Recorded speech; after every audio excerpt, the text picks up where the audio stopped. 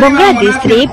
हिंदू मानक ऊपर हेउथिबा अत्याचार और निर्यातना को विरोध करी आज मालकानगिरी ब्लॉक सामना खेल पड़िया ठारे विशाल जागो हिंदू जागो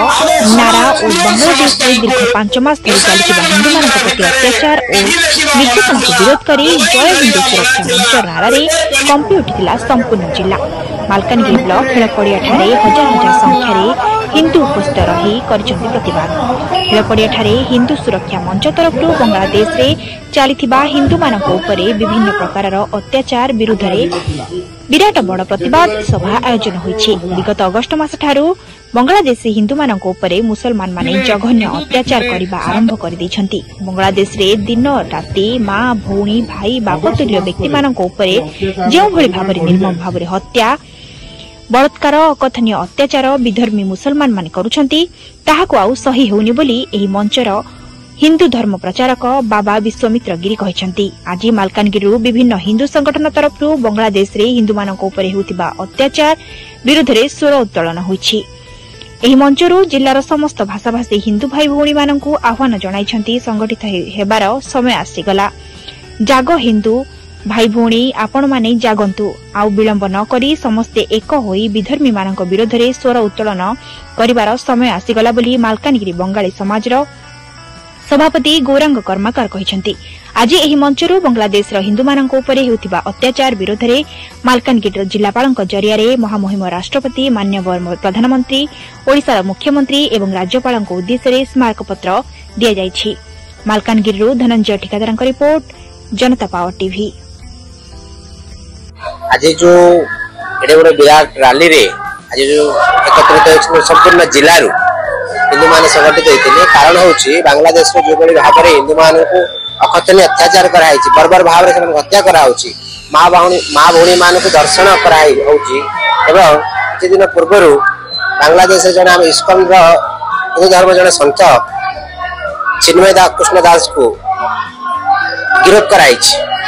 आप देखुं बांग्लादेश रे हिंदू उपर दुर्बली भाव में अत्याचार होची तो मालकानगिरी वालिया उपांचल जिले में हजार हजार कर्मी बारिकी गोटे आवाज ना दौरान गोटे आवाज दौरान से हिंदू मान जुबली भाव में अत्याचार आक्रमण होता बंद करा गोटे आह्वान दिया बांग्लादेश हिंदू मान जो दीर्घ 4 मास है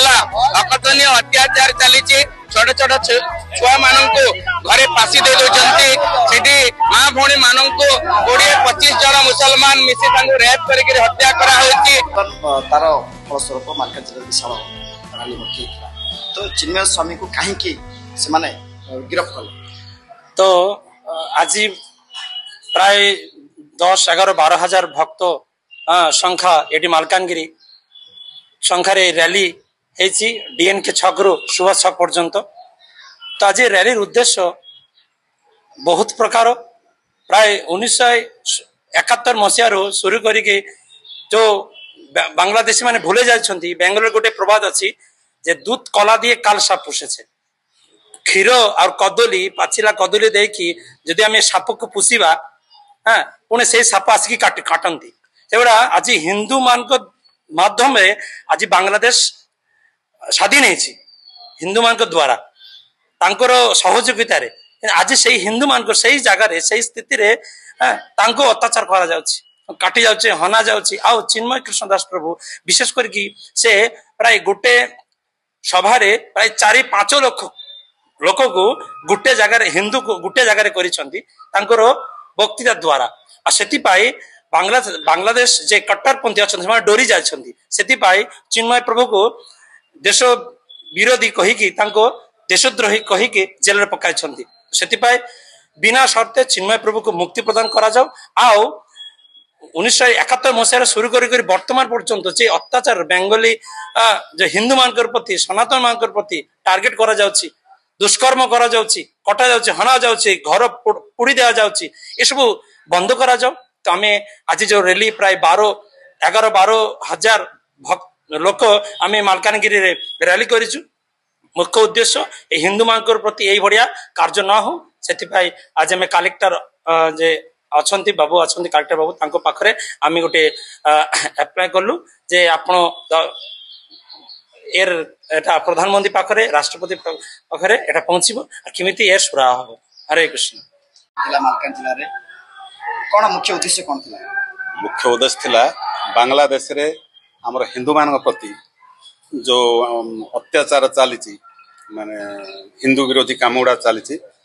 ବିଧର୍ମୀ ମାନେ ଆମ ଆତଙ୍କବାଦୀ ବିଧର୍ମୀ ଲୋକମାନେ ମାନେ ଯେଉଁମାନେ ଆତଙ୍କ ସୃଷ୍ଟି କରିକିରି ଆମର ମା ଭଉଣୀ ଆଉ ମାନଙ୍କୁ ଇଜ୍ଜତ ନଷ୍ଟ କରିବା ସହିତ ତାଙ୍କର ଘର ଦାହ ଗୃହ ଦାହ, ତାପରେ ସେମାନଙ୍କ ଉପରେ ଯେଉଁ ଅମାନସିକ ଅତ୍ୟାଚାର, ଗଣ ଦୁଷ୍କର୍ମ, ଧର୍ଷଣ ଆଉ ହତ୍ୟା, ଲୁଣ୍ଠନ, ଏ ପ୍ରତିବାଦରେ ଆମେ ସେଟା ଗୋଟେ ଗଣବିବାଦ ଏତିକି 4 ମାସ ହେଲା ୟା ଉପରେ ବହୁତ ସେମାନେ ଅତ୍ୟାଚାର ଲଗାତାର କରି ଆସୁଛନ୍ତି। आज वीडियो जदि फ्रेंड्स आमरी खास वीडियो आपको पसंद आसला तेज लाइक एवं से निश्चय भाव में करंतु। ता सहित फ्रेंड्स यही नुआ नुआ अपडेट पाइबा आम चैनल सहित जोड़ी रुहतु। धन्यवाद फ्रेंड्स।